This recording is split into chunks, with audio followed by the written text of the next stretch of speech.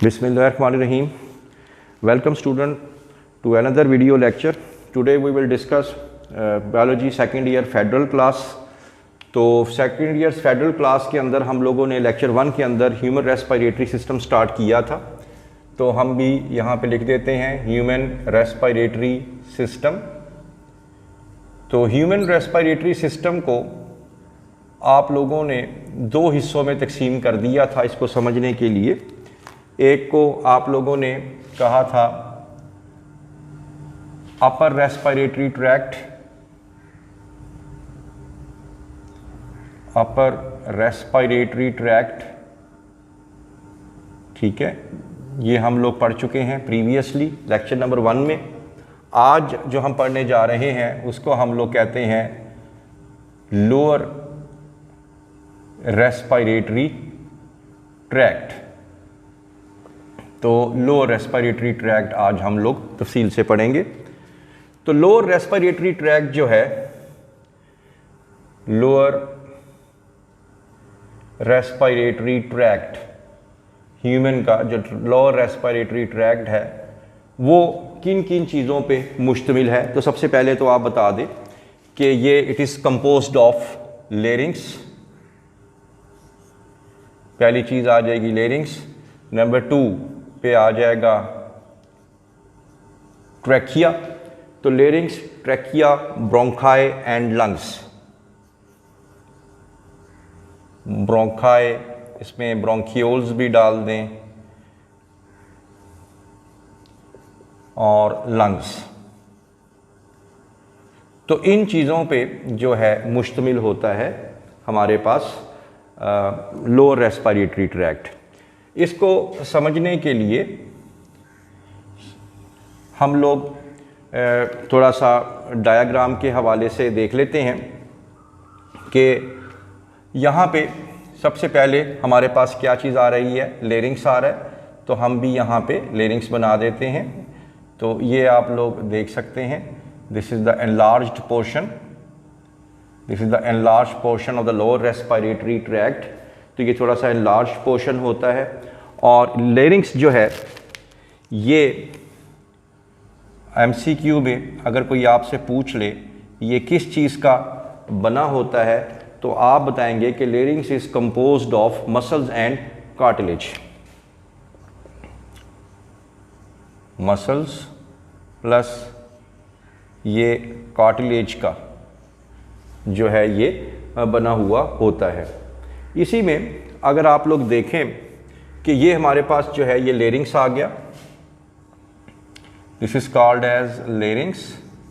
अब लेरिंग्स जो है इसके ऊपर एक और कार्टिलेजिनस स्ट्रक्चर होता है और उस कार्टिलेजिनस स्ट्रक्चर को हम लोग बोलते हैं एपिग्लॉटिस। तो ये हमारे पास हो जाएगा एपिग्लॉटिस। एपिग्लॉटिस जो है ये अपराइट होता है। जब हम लोग सांस ले रहे होते हैं तो ये अपराइट कंडीशन में होता है। अपराइट कंडीशन में होने की वजह ये होती है कि ये समझ लें कि एक कैप है और ये रेस्पिरेशन का रास्ता ओपन रखती है। लेकिन जैसे ही हम लोग स्वेलोइंग करते हैं तो ये समवट पार्शली जो है ये हॉरिजेंटल कंडीशन में आ जाता है, ताकि क्योंकि इसके बिल्कुल साथ एसोफेगस का जो पाइप होता है ताकि खुराक जो है वो इसके अंदर दाखिल होने ना पाए। स्वेलोइंग के दौरान ये थोड़ा सा हॉरिजेंटल हो जाता है, लेकिन रेस्पिरेशन के दौरान ये अपराइट कंडीशन के अंदर जो है ये रहता है। उसके बाद लेरिंग्स जो है, लेरिंग्स की ये जो आप लोग ओपनिंग देख रहे हैं, इसकी जो सुराख देख रहे हैं, इसको आप लोग बोलते हैं ग्लॉटिस। तो ढकने को बोलते हैं एपिग्लॉटिस और लेरिंग्स की जो ओपनिंग होती है उसको आप लोग बोलते हैं ग्लॉटिस। अब ये जो ग्लॉटिस है इसको अगर मैं आपको डायग्राम में दिखाऊं, ये देखें, ये इसकी ओपनिंग आ गई लेरिंग्स की, जिसको आप लोगों ने कहा कि ये क्या है जी, ये है ग्लॉटिस। अब ये जो ग्लॉटिस है it is lined by mucous epithelium, mucous epithelium, यानी एपिथीलियल सेल जो हैं, म्यूकस सेक्रेटिंग एपिथीलियम सेल जो हैं यहाँ पे मौजूद होते हैं। उसका मकसद क्या होता है? उसका मकसद होता है म्यूकस मेम्ब्रेन्स का कि यहाँ से म्यूकस निकले, और म्यूकस जो है एक तो उसको वेट रखता है, दूसरा कोई डस्ट पार्टिकल उसको ट्रैप करने की क्वालिटी ये रखता है। उसके बाद ये जो म्यूकस मेम्ब्रेन्स हैं, म्यूकस मेम्ब्रेन्स के अंदर 2 पेयर्स ऑफ हॉरिजेंटल फोल्ड्स होते हैं। 2 पेयर्स ऑफ हॉरिजेंटल फोल्ड्स का मतलब ये है कि यहाँ से जो म्यूकस मेम्ब्रेन्स हैं इसकी, ये अंदर की जानिब को यहाँ पे जो है कुछ इस तरह से, ये आप लोग देख सकते हैं 2 हॉरिजेंटल, 2 पेयर्स ऑफ हॉरिजेंटल, ठीक है, ये लाइनिंग्स होती हैं इसके अंदर। तो आप इसको क्या बताएंगे कि 2 पेयर्स ऑफ हॉरिजेंटल फोल्ड्स। ये देखें, ये एक फोल्ड इसमें ये वाला आ गया हॉरिजेंटल फोल्ड, यानी यहाँ पे जो म्यूकस मेम्ब्रेन है ये अंदर की तरफ को ये इन्वेजिनेट हुई हुई है, ये एक पेयर हो गया। दूसरा एक पेयर जो है वो यहाँ बना लेता हूँ मैं, ये देखें, तो ये हो जाएंगे 2 पेयर्स ऑफ हॉरिजेंटल फोल्ड्स। तो ये इसके अंदर जो है ये बने होते हैं। इनको हम लोग, इन हॉरिजेंटल फोल्ड्स को हम लोग कहते हैं वोकल कॉर्ड्स। इनको हम लोग वोकल कॉर्ड्स बोलते हैं, वोकल कॉर्ड्स।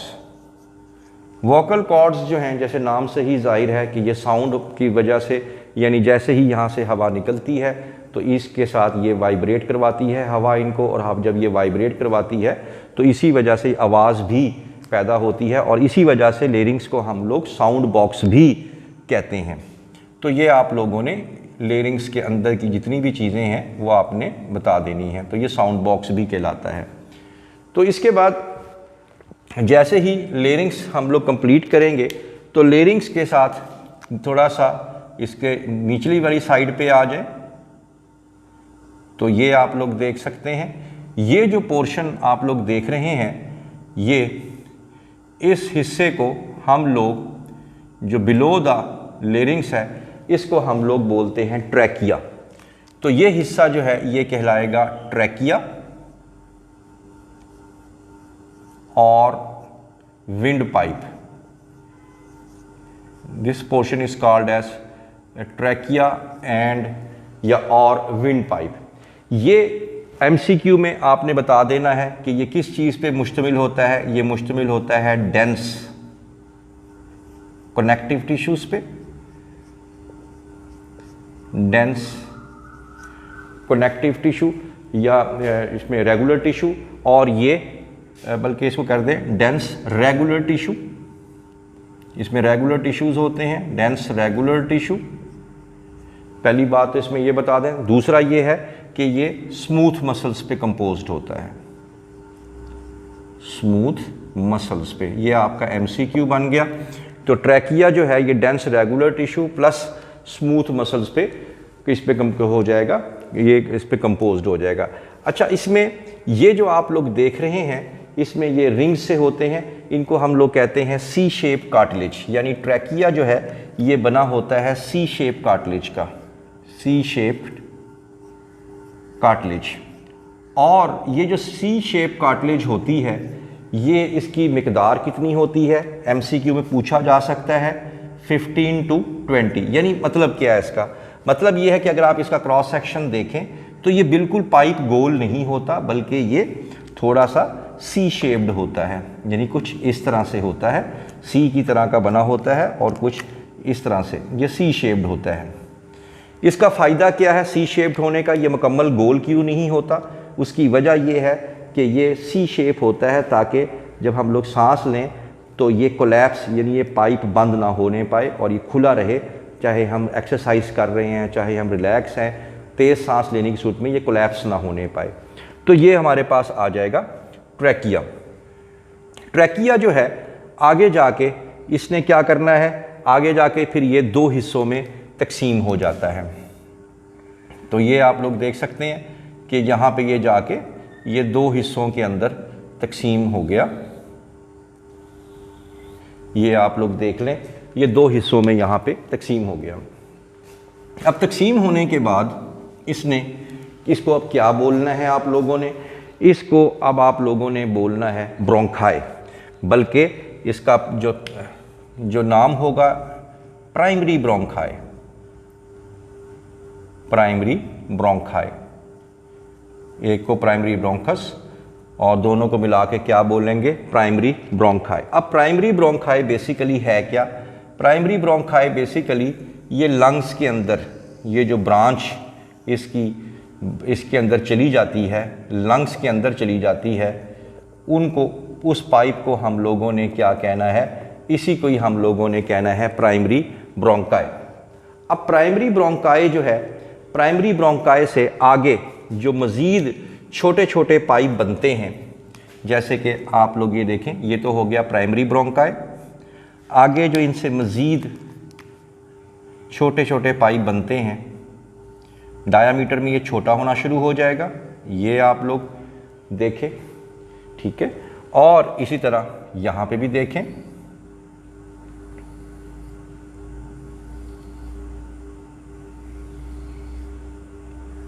ये आप लोग देख सकते हैं।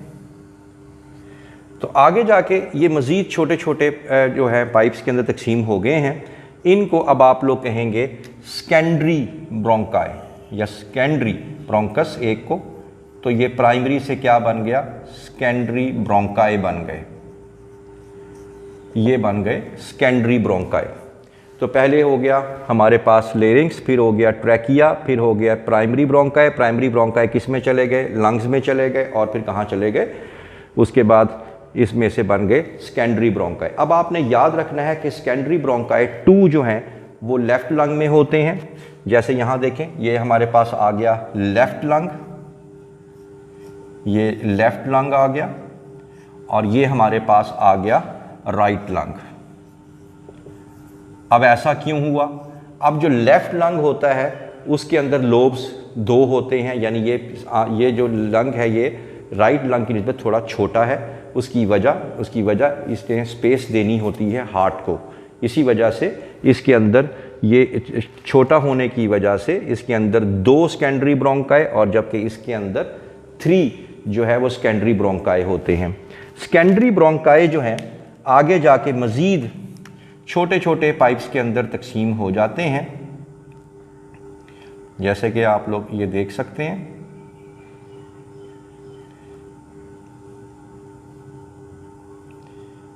ये देखें, अब इससे जो मज़ीद छोटे पाइप निकलेंगे उनको आप लोग कहेंगे टर्शरी ब्रोंकाई। तो ये आ जाएंगे टर्शरी ब्रोंकाई, तो ये टर्शरी ब्रोंकाई हो जाएंगे। तो दोबारा से लेरिंग्स, ट्रैकिया दोनों लंग्स में चले गए, एक लेफ्ट लंग में और एक राइट लंग में। प्राइमरी ब्रोंकाई, प्राइमरी ब्रोंकाई से आगे बनेंगे सेकेंडरी ब्रोंकाई, और सेकेंडरी ब्रोंकाई से आगे बनेंगे टर्शरी ब्रोंकाई। तो इस तरीके से आपने इसको लेके चलना है, तो टर्शरी ब्रोंकाई में लेके आ जाएंगे। अब होता ये है कि जो अभी बताया था कि ट्रैकिया के अंदर सी शेप कार्टिलेज होती है, जबकि सेकेंडरी ब्रोंकाई के अंदर इर्रेगुलर कार्टिलेज होती है। इर्रेगुलर कार्टिलेज यानी कार्टिलेज तो होगी लेकिन कहीं कहीं पे होगी, हर जगह पे मौजूद नहीं होती। तो हमारे पास लेरिंग्स, फिर आ गया ट्रैकिया, फिर लंग्स में प्राइमरी ब्रोंकाई, प्राइमरी के बाद सेकेंडरी, और सेकेंडरी के बाद टर्शरी आ जाएगा। अब टर्शरी से आगे जो है, क्योंकि बुक के अंदर आपको मालूम है कि डायग्राम नहीं है, तो इसके बाद टर्शरी से आगे जो है ये ब्रोंकियोल्स शुरू हो जाते हैं। तो ध्यान से देखें इसको, तो यहाँ से मैं दोबारा बना रहा हूँ, ये हमारे पास आ गए टर्शरी ब्रोंकाई। टर्शरी ब्रोंकाई से ये मज़ीद आगे छोटे छोटे पाइप्स में तकसीम होंगे। ये देखें, आप देख सकते हैं, बेशक यहाँ वाइट बोर्ड पे आपको इसका डायमीटर छोटा नज़र ना आए, लेकिन एक्चुअल में तो ये होंगे छोटे छोटे पाइप। ये अगर आप लोग देखें, ये मज़ीद छोटे छोटे पाइप्स में चला गया। तो टर्शरी से आगे जो हमारे पास यहाँ पे आ रहे हैं, इनको हम लोग बोलते हैं लोब्यूलर ब्रोंकियोल्स। ये आ जाएंगी लोब्यूलर ब्रोंकियोल्स, ये लोब्यूलर ब्रोंकियोल्स आ गई। अब याद रखना कि ब्रोंकियोल्स कब बनती हैं, अगर इन पाइप्स का डायामीटर लेस देन 1 mm अगर हो जाएगा तो ये ब्रोंकियोल्स बन जाती हैं। तो हमारे पास आ गए लोब्यूलर ब्रोंकियोल्स। लोब्यूलर ब्रोंकियोल से आगे मज़ीद ये छोटे छोटे और पाइप्स में कन्वर्ट होती हैं। अगेन ये आप लोग देखें, मज़ीद छोटे छोटे पाइप में ये कन्वर्ट होगी तो लोब्यूलर ब्रोंकियोल से ये बन जाएंगी टर्मिनल ब्रोंकियोल्स। तो ये हमारे पास आ गई टर्मिनल ब्रोंकियोल्स। अब जब तक आप ये डायाग्राम अपने जहन में नहीं रखेंगे तो तब तक ये टॉपिक जो है ये अपने मेरिट पे तैयार नहीं होगा। तो ये आ जाएंगे टर्मिनल ब्रोंकियोल्स जो हैं, आगे जाके फिर मज़ीद और छोटे छोटे पाइप्स में ये कन्वर्ट होना शुरू हो जाएंगी और अब इनको आप लोग बोलेंगे रेस्पिरेटरी ब्रोंकियोल्स। ये अगर आप लोग देखें ये आ जाएंगी रेस्पिरेटरी ब्रोंकियोल्स। ये रेस्पिरेटरी ब्रोंकियोल्स आ गई। रेस्पिरेटरी ब्रोंकियोल्स जो हैं अल्टीमेटली एक लास्ट जो पाइप है उनके अंदर चली जाएंगी और इन पाइप्स को अब आप लोगों ने क्या कहना है, इन पाइप्स को अब आपने कहना है एल्व्यूलर डक्ट्स। एल्व्यूलर डक्ट्स ये आ जाएंगे और alveolar ducts are surrounded by surrounded by small balloon like structures which are called as alveolus और alveoli। तो ये हमारे पास एक एल्व्यूलस या एल्व्यूलाई कह सकते हैं। तो यहाँ पे जाके आपने ये बताना है। तो ये एल्व्यूलाई के बारे में आपने याद रखना है, इसका जो थिकनेस है वो गालबन 0.1 माइक्रोमीटर होती है। 0.1 माइक्रोमीटर थिकनेस जो है ये इसके अंदर आप लोगों ने बता देना है। अब इसके अंदर एल्व्यूलाई के अंदर ही, क्योंकि असल में जो एक्सचेंज ऑफ गैसेस हो रही होती है वो कहाँ पे हो रही होती है, एल्व्यूलाई के अंदर। और ये कॉन्टेनिंग, एक तो ये अंदर से मॉइस्ट होता है एल्व्यूलाई, और हमने शुरू में पढ़ा था कि रेस्पिरेटरी सरफेसेस की क्वालिटी है कि वो अंदर से क्या होता है, मॉइस्ट होता है। और ये कंटेन हुआ होता है स्क्वैमस एपिथेलियम का, स्क्वैमस एपिथेलियम का। अगेन एमसीक्यू, यानी इसका मतलब क्या है कि अगर आप इस गुब्बारे को देखें तो ये सिंगल सेल्स पे मुश्तमिल होगा, सिंगल थिन सेल्स पे, फ्लैटेंड सेल्स पे मुश्तमिल होता है, ताकि एक्सचेंज ऑफ गैसेस जो है वो अच्छे तरीके से हो सके। इसके अलावा आपने ये बता देना है कि एल्व्यूलस के अंदर ये दो तरह के प्रोटीन्स पे मुश्तमिल होता है। एक को कहते हैं कोलाजन और एलास्टिन प्रोटीन, कोलाजन प्लस एलास्टिन प्रोटीन पे। और ये रिकॉइल की फैसिलिटी देता है, रिकॉइलिंग की फैसिलिटी। रिकॉइलिंग की फैसिलिटी का मतलब ये है कि ये लचक देता है, क्योंकि जब आप लोग हवा एक्सहेल करते हैं तो ये गुब्बारा बंद हो जाता है, और जब इनहेल करते हैं तो ये दोबारा रिकॉइल करके दोबारा अपनी ओरिजिनल कंडीशन में आ जाता है। तो ये आपने बताना है। साथ साथ आपकी बुक के अंदर एक बॉक्स में भी लिखा हुआ है, बॉक्स भी साथ ही कर लेते हैं कि आपके एल्व्यूलस के अंदर एक सरफेक्टेंट होता है, एक केमिकल होता है सरफेक्टेंट। और ये किसका बना होता है, ये बना होता है लिपोप्रोटीन का। ये लिपोप्रोटीन का बना होता है। इस सरफेक्टेंट का फ़ायदा क्या है, इस सरफेक्टेंट का फ़ायदा ये है कि it reduce the surface tension. ये सरफेस टेंशन को रिड्यूस करता है। भाई सिंपल सी बात है, जब हवा को एक्सहेल करते हैं तो ये बंद होता है, लेकिन ये सच चिपक सकता है अंदर मॉइस्चर के साथ जाके और दोबारा शायद ना खुल सके।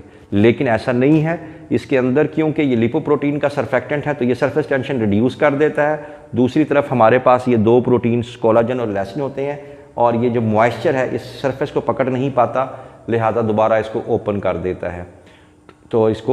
तो जिन बच्चों के अंदर ये नहीं होता, बाज़-औक़ात पैदाइशी तौर पे नहीं होता या नहीं बनता प्री मैच्योर बर्थ की सूरत में, तो फिर इस बीमारी को हम लोग कहते हैं रेस्पिरेटरी डिस्ट्रेस सिंड्रोम। ठीक है, RDS भी कहते हैं इसको। ये मैं इसलिए बता रहा हूँ कि ये शायद आपको कभी उसमें एंटी टेस्ट में ना आ जाए। रेस्पिरेटरी डिस्ट्रेस सिंड्रोम क्या है? वो बच्चे जो कि 7 मंथ गेस्टेशन में ही पैदा हो जाते हैं, यानी 9 महीने से पहले, यानी 7 माह की उम्र में ही उनकी पैदाइश हो जाती है गेस्टेशन पीरियड के दौरान, तो इनके अंदर ये सरफेक्टेंट नहीं बन पाता। और ज़ाहिरी बात है, जब वो हवा में आके सांस लेता है वो बच्चा, तो उनमें क्योंकि सरफेक्टेंट नहीं बना होता, तो ये एल्व्यूलस जो है ये दोबारा से रिकॉइल नहीं हो पाता, क्योंकि उसमें सरफेस टेंशन रिड्यूस नहीं हो पा रही, लिहाजा ये एल्व्यूलाई दोबारा ओपन नहीं हो पाता, लिहाजा सीवियरली ब्रीथिंग प्रॉब्लम आ जाती है। तो ये इसमें आप लोगों ने बता देना है कि अगर एब्सेंस हो जाएगी तो इस बीमारी को क्या बोलेंगे? Respiratory distress syndrome. और ये किन बच्चों में होता है? ये इन्फेंट्स, ठीक है, less than 7 month of gestation period, 7 month of gestation period, यानी आम तौर पे तो 9 मंथ लगते हैं, लेकिन अगर 7 मंथ या उससे पहले अगर उनकी पैदाइश होती है तो ये सरफेक्टेंट इसके अंदर जो है ये नहीं बन पाएगा। तो ये आप लोगों ने इसके अंदर बता देना है। यहाँ पे आप लोगों का आज जो है लोअर रेस्पिरेटरी ट्रैक्ट जो है ख़त्म हो गया है। आपने जो है मेनली इस डायग्राम को फोकस करके इस टॉपिक को पढ़ेंगे तो बहुत जल्दी याद हो जाएगा, अदरवाइज़ ये आपको प्रॉब्लम क्रिएट करेगा। लेरिंग्स के बाद ट्रैकिया, उसके बाद दोनों हमारे पास आ गए प्राइमरी ब्रोंकाई जो है एक लेफ़्ट लंग में चला गया, एक राइट लंग में चला गया। जैसे बताया कि लेफ़्ट लंग छोटा होता है, इसके 2 लोब्स होते हैं, इसके राइट लंग बड़ा होता है, इसके 3 लोब्स होते हैं। इसी वजह से आगे जाके जो ब्रांचेस बनेंगी वो सेकेंडरी ब्रोंकाई की 2 बनेंगी, इसमें 3 बनेंगी। सेकेंडरी ब्रोंकाई के बाद आगे जो पाइप निकलेंगे छोटे, उनको टर्शरी से आगे बनेंगे लोब्यूलर ब्रोंकियोल, लोब्यूलर के बाद टर्मिनल के बाद रेस्पिरेटरी, और रेस्पिरेटरी के बाद एल्व्यूलर डक्ट, और आखिर में जाके एल्व्यूलाई यानी एल्व्यूलर सैक। तो एल्व्यूलस और एल्व्यूलस के बाद ये जो पूरा का पूरा गुब्बारा जो बन जाएगा पूरा का पूरा, इसको कहेंगे एल्व्यूलर सैक। तो ये आप लोगों ने इसके अंदर बता देना है। I hope that you have understood the lecture today. तो किसी किस्म का भी क्वेश्चन हो तो आप लोगों ने हेजिटेट नहीं करना, आप लोगों ने कमेंट सेक्शन में जाके पूछ लेना है। तो for more interesting videos please stay connected with us. Thank you very much.